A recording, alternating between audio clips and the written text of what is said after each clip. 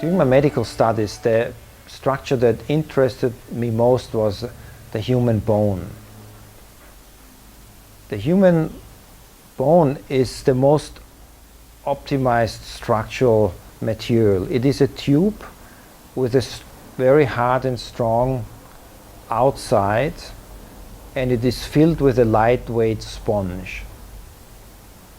And if you look at this sponge on a microscopic level, it is made up of so-called trabeculae, which are columns, some very small columns that adjust continuously according how we use this specific bone.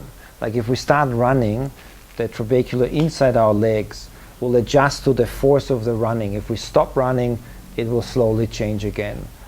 There is no waste in nature. If we don't need something, it disappears.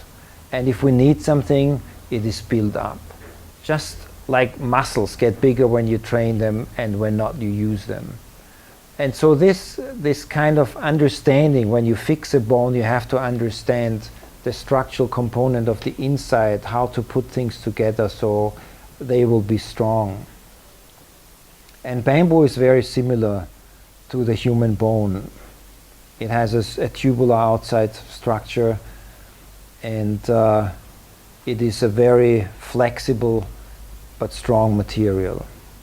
And I think that is where I got a lot of inspiration from nature in terms of the structural part, but also in terms of the design part.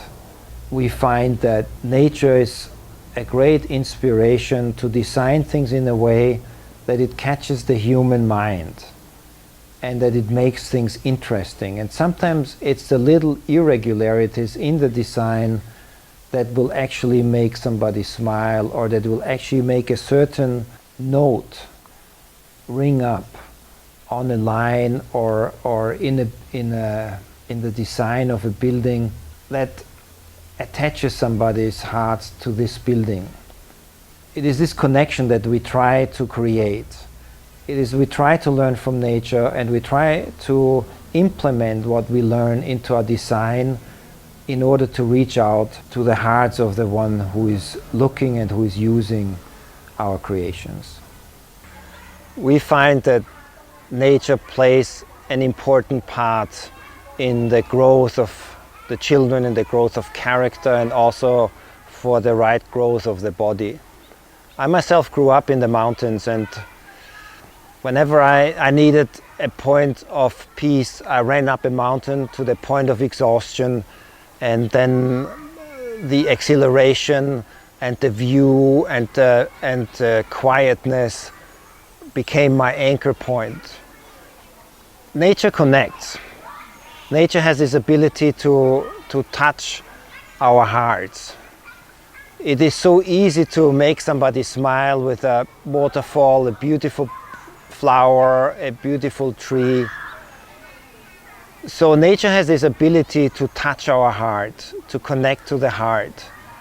And nature also has the ability to use this connection to provide a point of homecoming, a point of peace. I always wanted to design buildings that make people smile, that make them feel they came home, that this is a safe and happy space for them.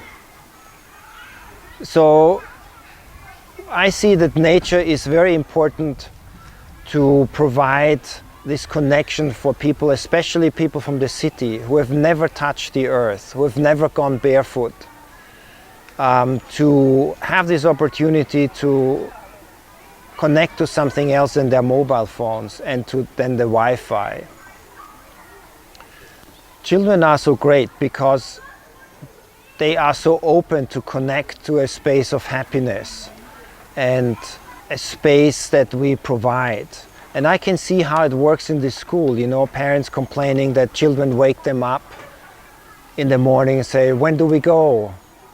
Or in the evening when it's time to go home, parents running after their children in order to find them and get them back into the car.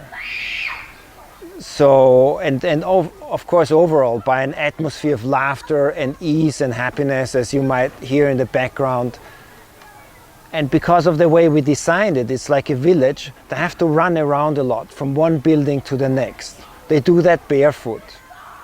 And there's so much research that shows that running around barefoot, touching the earth, has a direct impact on your mood and on your mind. And we can see how this impact is immediate and spontaneous with children who have been in front of tablets and mobile phones their whole life, how this calms their mind, how they suddenly start to interact with other children when before all they wanted to have is a small spot in a corner and being left in peace. Having the space, other children run around, opens them back up. Just because nature is there and helps you, and because the way we designed the building corresponds to their dreams, to their imagination, and creates a space where they want to be. They want to come back to learn. Of course, this is not just my architecture. This is also a great job of our academic team who create an intellectual space where they want to learn. And these two things enhance each other. The physical, the nature, and then of course the academic part on the other side. So sustainable architecture is a word that's being used a lot these days. And the question is, what is really sustainable? What does that mean? Sustainable means that something lasts and is beneficial in its context to the point where it can stay for a long time. It's about things in a context, people in a context. It's relationships. So if we look at human relationships, for example, when are they sustainable? They are sustainable when people like each other, when it lasts. Better even love each other. And the same thing is true for the relationship between people and buildings. It's a sustainable relationship when you like the place where you're at. Why? Because you feel at peace with that place. No need to find another place, and you will take care of the place.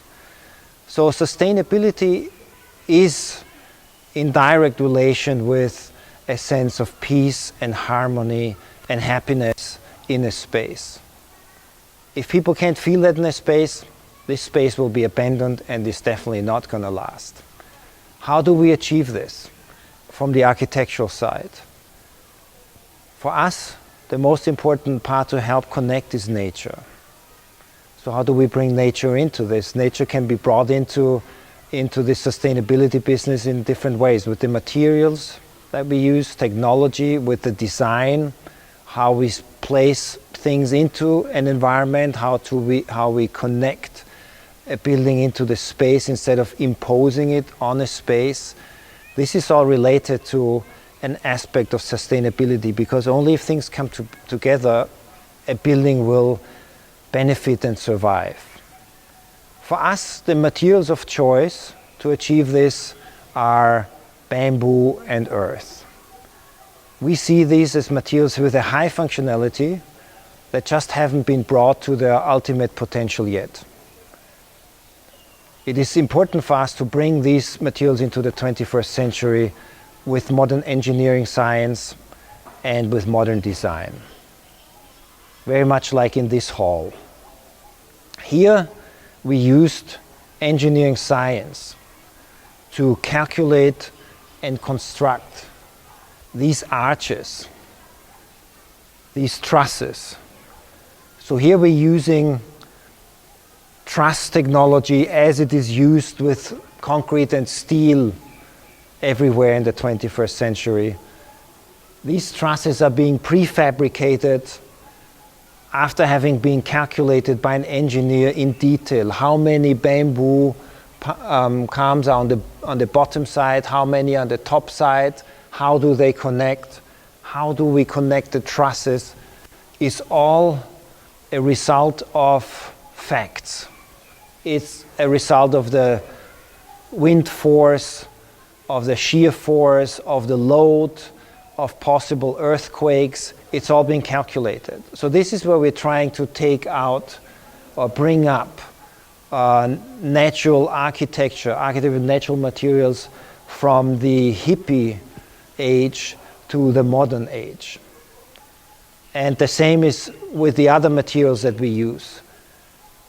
We bring what we do to universities to test for load, for shear force, and then we try to design it in a way like here that creates a big open space that has light. At the same time, we use natural ventilation with spaces with an open space on the top. Hot air goes up and goes out. We bring in natural light with openings on the side. So design and material together can create a space that is functional, lasting, and connects people to a place of smile and happiness and heart. So when we sell our sustainable architecture to clients, we always focus on design and functionality first. The green aspect is only the icing on the cake, because if we start with the green part, we are automatically put into the box of the green freaks and not taken really seriously. But even though the green part is only the icing on the cake, it is a very important icing for this planet and also for our hearts. Why? Because bamboo, for example, is the only material in this world that absorbs carbon during its production process. Production process, of course, meaning growth in the bamboo fields. So when the bamboo finishes its growth, it had absorbed carbon. The more bamboo we use in a building, the more carbon we have absorbed from the atmosphere. That means a building like this, in the end, actually has a negative carbon footprint.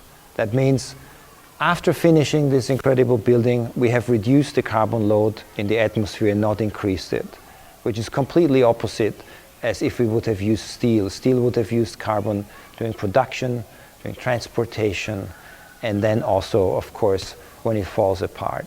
Whereas this here, when it falls apart, back to nature. Bamboo has a similar structure as the bone.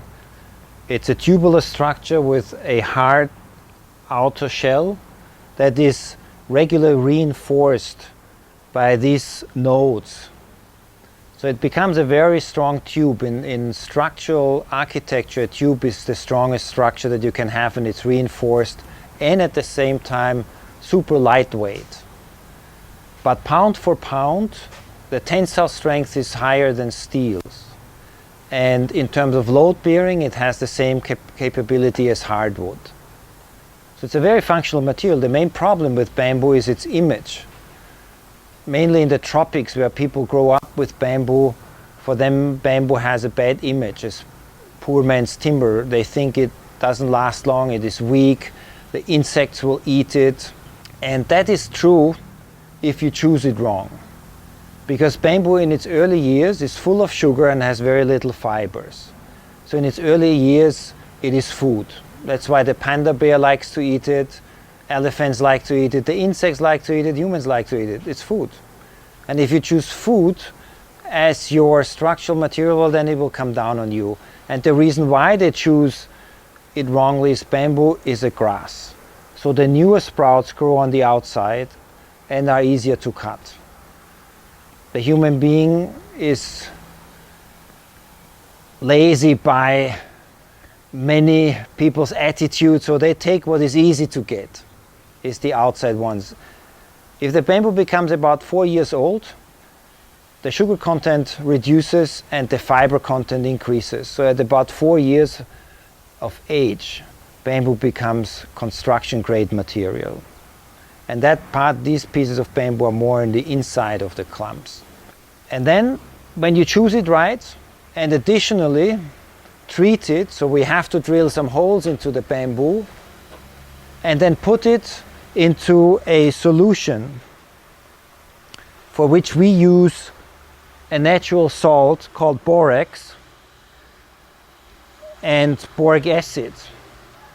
If we put it into this solution additionally preserves the bamboo against insect rot because the insects don't like the salty atmosphere, and also against fungi, as well as borax is a fire retardant, so it becomes easier, it is higher resistant to catch fire.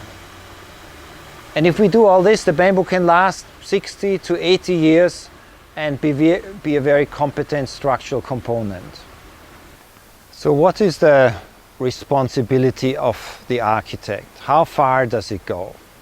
Is it just to satisfy the customer's game plan, or as specialists should we have a deeper and bigger insight into what works on the human plane? What is the responsibility towards society? Is it just to sustain the established rules, or should we be part of a change towards the better? Does it make sense to reinterpret 100-year-old architectural trends, or is it time to move on and make bigger steps towards necessary change? I want to take trends out of their boxes, like using natural materials is only for green freaks and hippies. Especially in the tropics, bamboo has the image of being poor man's timber, or earth is poor people's material. It is necessary for us to change the image, because we need to become understandable to a broader public. Only if in terms of feeling and in terms of understanding what we are doing, it is accessible to a broader public, we can institute change. If we can only access fringe groups that are already converted, the big change that is necessary is not going to happen. The change towards more peaceful societies, the change to reduce carbon emissions, to save this planet for some more generations.